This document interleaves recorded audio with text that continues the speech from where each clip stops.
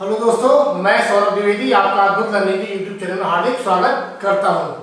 दोस्तों, हम लोग अभी अपने बायोलॉजी के इश्यूज को लेकर आगे बढ़ रहे हैं और काफ़ी सारी क्लासेस मैंने ऑलरेडी जो है यूट्यूब पर अपलोड कर दी है।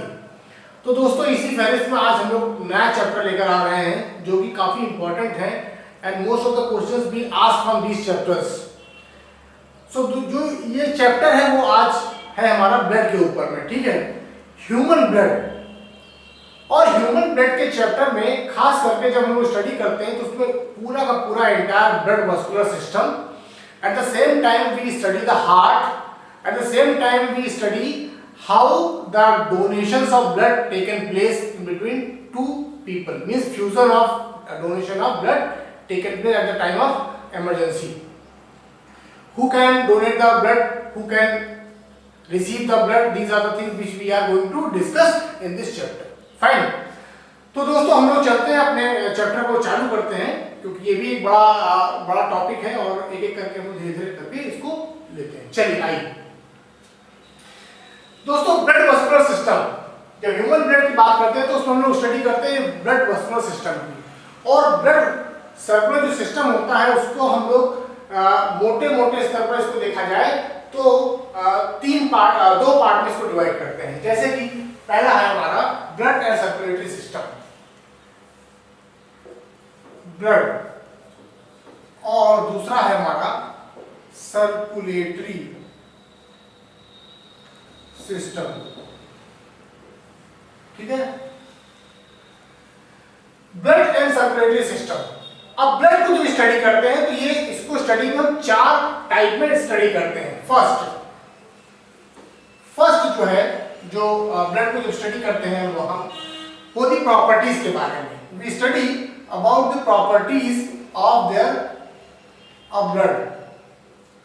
सेकंड है we study functions. Third we study composition, and fourth we study groups. Fine. First properties, second functions, third composition, and fourth is groups. We divided blood into four categories. Second, the circulatory system. अब जब circulatory system करते हैं, we also divided it into two parts. Heart. First है heart.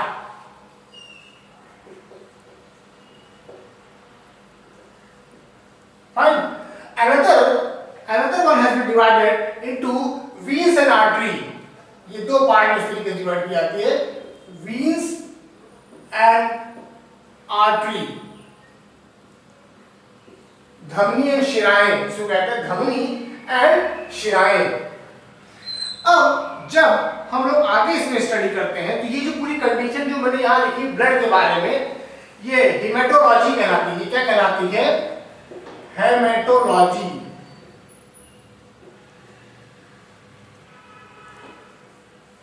ठीक है।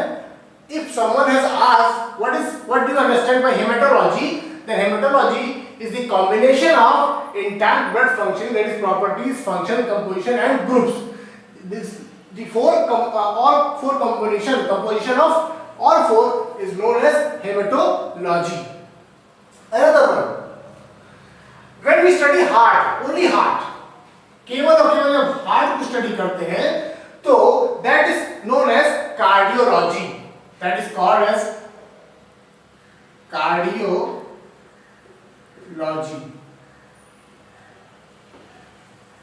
ठीक। और cardiology को जब स्टडी करते हैं हम इसको फर्दर इसमें अभी हम उसको देखेंगे कैसे फोर चैम्बर में इसको डिवाइड किया जाता है। इस प्रकार से haematology and this is called cardiology. इसके बाद जो ये वीन्स एंड आर्टरी की जो स्टडी होती है, ये वीन्स एंड आर्टरी की जो स्टडी होती है वो एंजियोलॉजी कहलाती है। एंजियोलॉजी। अब ये एंजियोलॉजी आप समझ सकते हैं, whenever a person is caught with a heart attack, that time what happen, यही जो आर्टरीज या वीन्स जो होती हैं इसी में ब्लॉकेज हो जाता है और उस समय आपने सुना होगा एंजियोप्लास्टी कराई गई इस पर्सन की, है ना। तो वही एंजियो से एंजियोलॉजी, वही एंजियोप्लास्टी जो आपने सुना है, कैसे उसी आर्टरी वीन्स में क्या होता है, ब्लॉकेज हो जाता है, तो उसी ब्लॉकेज को दूर करने के लिए एंजियोप्लास्टी के एक छल्ला डाला जाता है। ठीक है, इसीलिए इसको एंजियोलॉजी यानी अध्ययन जो कहते हैं, इसको एंजियोलॉजी कहते हैं। अब हम अगर आगे इसमें बात करें प्रॉपर्टीज की केवल, ठीक, जब प्रॉपर्टीज की बात करते हैं तो प्रॉपर्टीज आप जान लीजिए, चलिए प्रॉपर्टीज,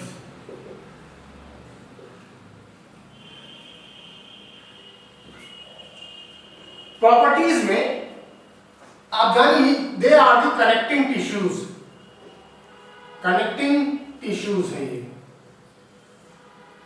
फाइन, फर्स्ट थिंग। दूसरी चीज क्या है, ये हमारे शरीर में जो ब्लड होती है वो कितनी क्वांटिटी में होती है, क्वांटिटी इज 5 to 6 लीटर, 5 से 6 लीटर के आसपास हमारे बॉडी में ये होती है। इसके बाद इसका जो पीएच होता है, पीएच वो कितना होता है, वो होता है आपका 7.4। फोर्थ पॉइंट जब हम स्टडी करते हैं क्या हम पाते हैं कि जो इसका नेचर होता है स्लाइटली अल्कलाइन हो जाता है। क्यों? क्योंकि इसका पीएच कितना है, 7.4 है, इसीलिए इसे स्लाइटली अल्कलाइन कहते हैं। फिफ्थ, इसका जो टेस्ट होता है, जो टेस्ट होता है वो कैसा होता है, सॉल्टी होता है। ठीक, सॉल्टी इसका जो टेस्ट होता है। इसके बाद इसमें क्या पॉइंट बचता है हमारा, कलर। जब कलर की बात करते हैं तो आप जानते हैं हमारा रंग, खून का रंग लाल होता है। क्यों होता है, आयरन की वजह से। Due to the effect of iron the blood colour is red. इसके बाद जो ब्लड बैंक, इसका जो ये कहते हैं ना कहां पर ये स्टोर होता है, कहां रहता है ये, इसको हम लोग फिफ्थ पॉइंट, नेक्स्ट पॉइंट देखते हैं, ब्लड बैंक।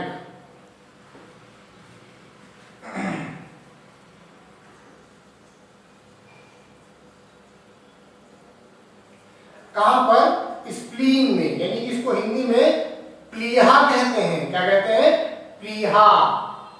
ठीक है, स्प्लीन के अंदर इसका समझिए एक बैंक होता है।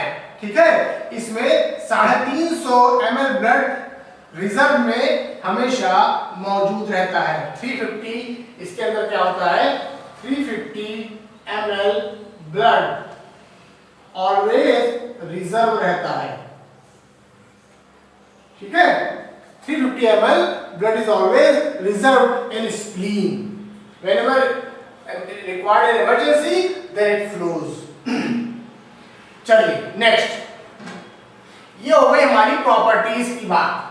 अब बात करते हैं हम लोग फंक्शंस। अब जब फंक्शंस की बात करते हैं, देखिए ठीक भाई, ब्लड का फंक्शन क्या है, क्या काम करती है ब्लड। ठीक, तो पहली चीज तो ये खास करके चार काम करती है। क्या काम करती है, 4 टाइप्स ऑफ फंक्शंस के काम होते हैं। पहला फंक्शन है, देखिए फर्स्ट, जो फर्स्ट फंक्शन होता है transportation.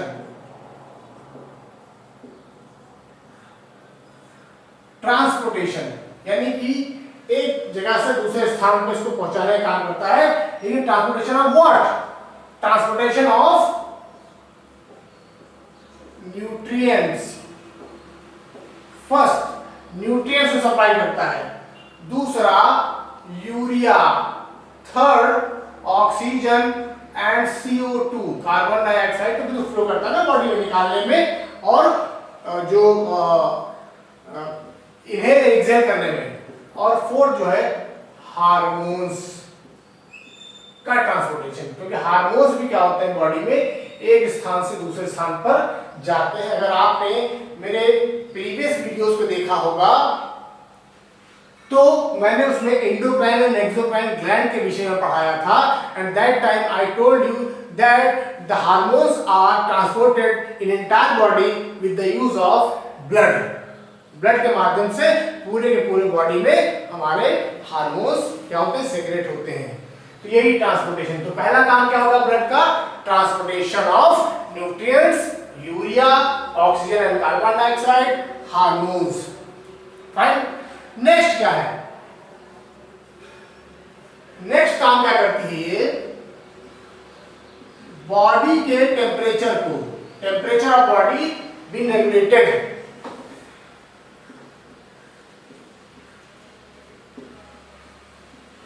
Temperature of body regulated, ठीक है। बॉडी का जो टेम्परेचर होता है, आप देखते होंगे इन्वायरमेंट कैसा भी रहे, हमारे बॉडी का टेम्परेचर वो उसको हमेशा रेगुलेट करता रहता है। एक वार्म कंडीशन बॉडी के अंदर हमेशा बनाए रखता है। 37 सेल्सियस जो डिग्री बॉडी की है उसको मेंटेन ताप को रखता है। नेक्स्ट क्या है हमारा, बॉडी का डिफेंस, डिफेंस मैकेनिज्म,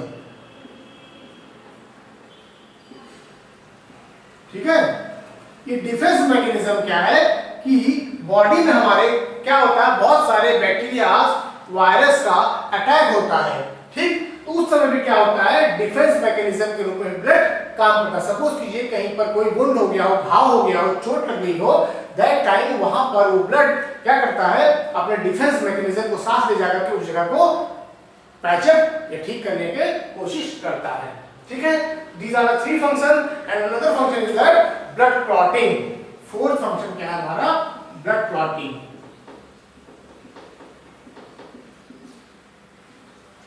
ठीक। अब ये ब्लड क्लॉटिंग क्या होता है, जैसा मैंने बताया कभी कभी चोट लग जाती है, ठीक है। तो चोट लग जाती है, ये घाव हो जाता है, तो उस समय क्या होता है, ब्लड अगर आपके शरीर से निकलता रहेगा कंटिन्यू बेसिस पे, तो क्या होगा, पूरा का पूरा ब्लड बाहर हो जाएगा, तो व्यक्ति की मृत्यु हो सकती है। तो इसके लिए क्या होता है, शरीर में थ्रोम्बोप्लास्टिक, एक थ्रोम्बोप्लास्टिन होता है, उसके माध्यम से ब्लड का क्लॉटेशन चालू हो जाता है, ठीक है। वो हम लोग कभी स्टडी करेंगे फर्दर आगे जाकर के। तो पहले मोटे-मोटे से आप जान लीजिए कि the functions of blood is transportation, transportation of what, nutritions, carbon dioxide, oxygen, blood, urea and hormones, ठीक। नेक्स्ट क्या है, temperature of body being regulated, defence mechanism, at the same time blood clotting. These are the 4 functions being performed by blood. Another point, चलिए composition. अब जब composition की study करते हैं हम लोग, तो आप जान लीजिए क्या होता है कंपोजिशन में।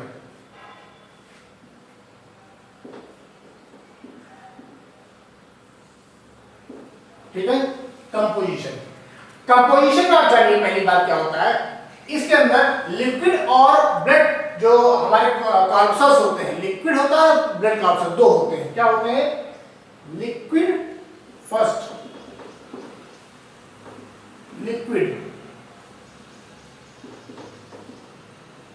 और दूसरा ब्लड कॉर्पसल्स, ब्लड कॉर्पसल्स। जो लिक्विड होता है हमारी बॉडी में वो 55% होता है, 55% शरीर में लिक्विड होता है और 45% आपका क्या होता है, ब्लड कॉर्पसल्स होते हैं। जब लिक्विड की बात की जाती है तो लिक्विड एक्चुअली में क्या होता है, प्लाज्मा होता है।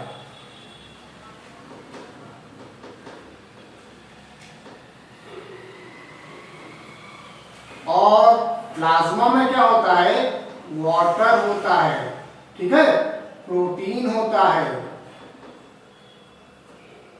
ठीक। और वाटर कितना होता है हमारे प्लाज्मा के अंदर, 90% हमारे जो ब्लड प्लाज्मा आपने सुना होगा वो 90% ब्लड प्लाज्मा ही होती है।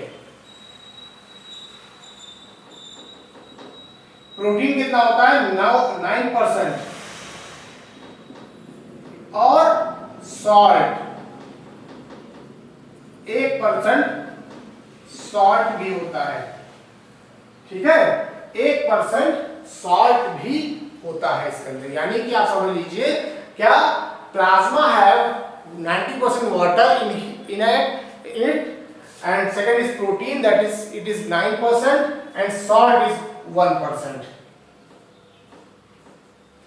ठीक, अब इसके बाद जानते हैं हम लोग क्या ब्लड कॉर्पसल्स। ब्लड कॉर्पसल्स मतलब क्या है, इसके अंदर क्या होता है जो कि 45% कैरी खुद करता है। पहली चीज इरिथ्रोसाइट्स जिसको हम लोग आरबीसी कहते हैं, ये 3 होते हैं क्या, फर्स्ट जान लीजिए इरिथ्रोसाइट्स। इरिथ्रोसाइट्स जिसे हम लोग आरबीसी कहते हैं, रेड ब्लड कॉर्पसल्स। मैं इसको फुल फॉर्म लिखता हूं, रेड ब्लड कॉर्पसल्स, ठीक है। दूसरा जो हमारा कहलाता है, आप जानते होंगे WBC जिसे कहते हैं व्हाइट ब्लड सेल्स यानी कि ल्यूकोसाइट्स।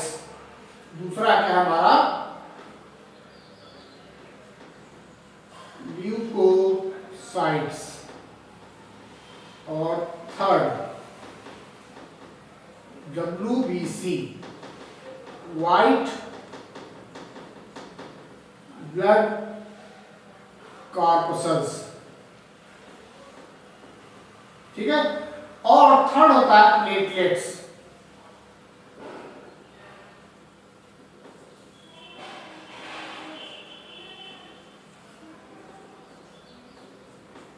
ठीक है, प्लेटलेट्स, ये 3 चीजें ब्लड कॉर्पसल्स में होती हैं। क्या एरिथ्रोसाइट्स जिसे हम लोग कहते हैं आरबीसी रेड ब्लड सेल या रेड ब्लड कॉर्पसल्स। दूसरा होता है leucocyte that is known as white blood cells corpuscles and third is blood platelets। ये प्लेटलेट्स होती है। ये प्लेटलेट्स के बारे में आप जब सुनते होंगे, जब डेंगू मच्छरों का प्रकोप होता है एट दैट टाइम आप सुनते होंगे कि प्लेटलेट्स बॉडी में कम हो गई है ना। ऐसा अक्सर हम लोग सुनते हैं कि भाई उसकी प्लेटलेट्स बहुत कम डाउन हो गई है, देखो क्या होता है डेंगू में उसका पेशेंट हो। तो यही प्लेटलेट्स होती है। तो ये होती क्या है, ये ब्लड कॉर्पसल्स होती है। ये क्या होती है, जो ब्लड हमारा होता है उसके अंदर कंपोजिशन होता है 2 चीजों का, एक तो लिक्विड होता है और लिक्विड में क्या होता है, प्लाज्मा होती है। ठीक, जो प्लाज्मा होती है दैट है 90%, उसमें केवल पानी ही होता है। इसके साथ 9% जो होता है 9% वो प्रोटीन होता है एंड जो 1% बचता है वो क्या है, सॉल्ट होता है। ठीक, ये लिक्विड जो बॉडी में हमारा दौड़ रहा है ना, इसके अंदर ये चीज है। और जो दूसरा पाया जाता है इसी में ब्लड कॉर्पसल्स होती हैं, red blood corpuscles, white blood corpuscles and blood platelets. जो रेड ब्लड कॉर्पसल्स होती है आरबीसी जो होती है इसे इरिथ्रोसाइट्स कहते हैं। जो व्हाइट ब्लड कॉर्पसल्स होती है उसे हम व्हाइट ब्लड कॉर्पसल्स कहते हैं and third one is what, blood platelets. ये 3 चीजें इसके अंदर होती है। अब इसके फर्दर स्टडी को हम लोग जानते हैं कि आरबीसी, डब्ल्यूबीसी और प्लेटलेट्स का क्या काम होता है, कहाँ ये लोग प्रोड्यूस होते हैं। आइए हम लोग आगे स्टडी करते हैं।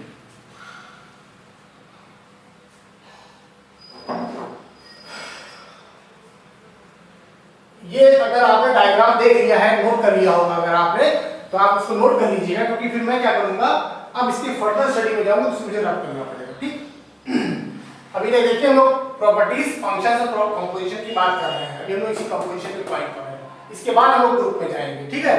तो पहले कंपोजिशन को हम कंप्लीट करते हैं, इसके बाद हम सर्कुलेटरी सिस्टम में जाएंगे। चलिए,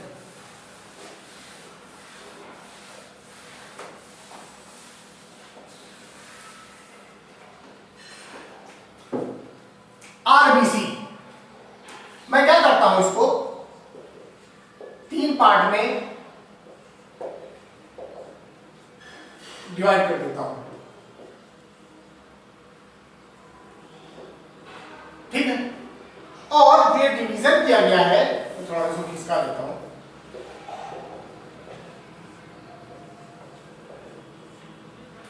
इसमें शुरुआत में हम जान लेते हैं कुछ पॉइंट के आधार पर, जिसे प्रोडक्शन, मैं यहां लिख देता हूं प्रोडक्शन, जैसे ये कहां प्रोड्यूस होती है। तो आरबीसी जो होता है, रेड ब्लड कॉर्पसल्स, जिसको मैंने अभी यहाँ पे एरिथ्रोसाइट्स बताया था आपको, ये कहां प्रोड्यूस होती है, ये बोन मैरो में प्रोड्यूस होती है, बोन मैरो, ठीक है। WBC ये कहां पर प्रोड्यूस होती है? ये बोन मैरो के साथ साथ लीवर, स्प्लीन, ये देखिए bone marrow plus liver plus spleen plus lymph node, ये इतनी सारी जगह पर क्या होती है? प्रोड्यूस होती है। ठीक है, ये हो गया। अच्छा, प्लेटलेट्स कहां पर होती है? ये बोन मैरो में, बोन मैरो में। ठीक है, ये हो गए हमारे फर्स्ट पॉइंट। अब दूसरा पॉइंट जानते हैं लोग। ये फर्स्ट पॉइंट हो गया। अब सेकंड पॉइंट हमारा क्या है? यहां पर आप जानिए कि इनकी जो आप एक चीज जानिए, इसमें केंद्रक की बात करते हैं, है ना? जब केंद्रक की बात करते हैं तो आप ये जान लीजिए कि जैसे कि मैं ये कहता हूं आपको,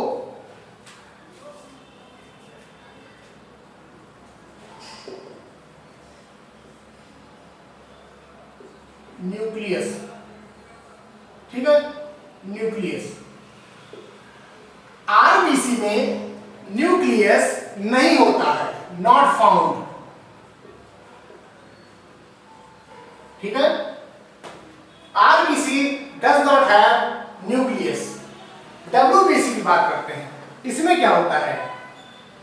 डब्ल्यूबीसी में न्यूक्लियस फाउंड। ठीक है, इसमें पाया जाता है। और प्लेटलेट्स में क्या होता है? Not found. ठीक, अब जान लीजिए ये जो थर्ड पॉइंट क्या है हमारा? ये उभयतल होते हैं। जैसे कि मैं इसको लिख देता हूं, इनका स्ट्रक्चर। उभयतल कन्वेक्सिव होते हैं। ये क्या होता है? अमीबा शेप का होता है, अमीबा शेप। ठीक है, ठीक। और इसके शेप के बारे में कोई भी बात नहीं की गई है। ठीक है, इसके बारे में कोई बात नहीं की गई है। अगर आपको जानकारी हो तो बताइएगा मुझे। फोर्थ पॉइंट क्या है? नंबर्स की बात करते हैं। नंबर्स।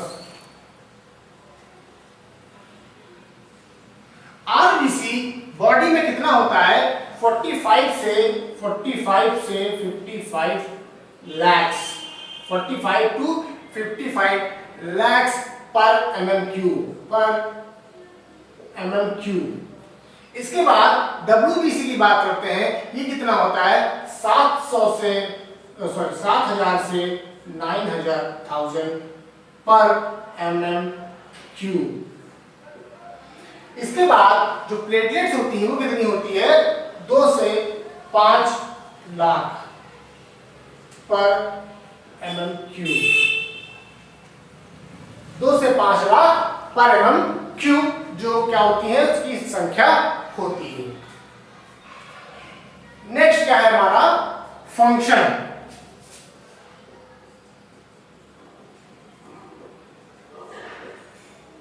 फंक्शन क्या करते हैं? ये transportation of O2 and CO2। ये इसको आप जान लीजिए, ट्रांसपोर्टेशन कहते हैं इसे, ट्रांसपोर्टेशन। ठीक है, O2 एंड CO2। ये क्या करता है? बॉडी ऑफ डिफेंस, जो डिफेंस होती है, डिफेंस प्रोवाइड करता है, डिफेंस प्रोवाइडर। ठीक है, और नेक्स्ट पॉइंट जो प्लेटलेट्स में होता है, ये ब्लड क्लॉटिंग में काम आता है। ब्लड क्लॉटिंग में काम आता है। नेक्स्ट पॉइंट इसमें क्या है? इसका डिस्ट्रक्शन कहां पर होता है? इसका जो डिस्ट्रक्शन है वो भी एक पॉइंट है, यहां पर वो जान लेते हैं हम लोग।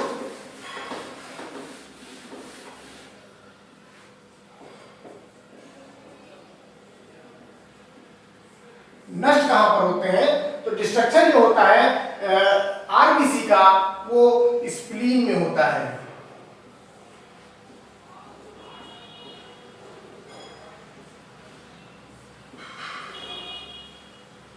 ठीक है। स्प्लीन में आरबीसी का डिस्ट्रक्शन होता है। उसके बाद जो डब्ल्यूबीसी होती है वो पूरे पूरे बॉडी में होती है, एंटायर बॉडी, और ये इंजर्ड प्लेसेस पर, इंजर्ड प्लेस प्लस स्प्लीन में। इस तरीके से आरबीसी, डब्ल्यूबीसी एंड प्लेटलेट्स के ये एक फंक्शनल काम हो गए हैं। ठीक है।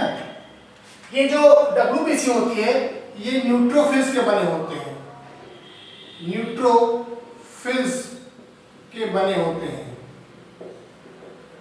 ये ध्यान रखिए। ये न्यूट्रोफिल्स क्या करता है, बॉडी को सुरक्षा प्रदान करता है। चलिए बाकी चीजें हम नए वीडियो में जानेंगे। Thank you.